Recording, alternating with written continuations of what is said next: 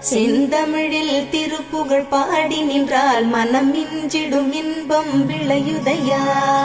சிறகிரி வேலவனை காண்கையிலே விழிவோரம் கண்ணீர் பெருகிடுமே. கந்த சஷ்டி கவச்சம் போதுவோர்க்கு கந்தன் கருணை என்றும் துணை வருமே.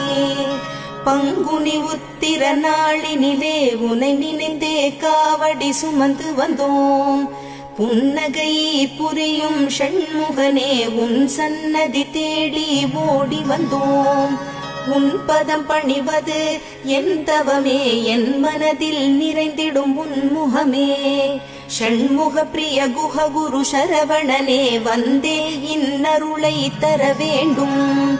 தென்பழனி மலையில் ஆண்டி முகம், சென்னிமலையில் முருகனின் கருணை முகம்.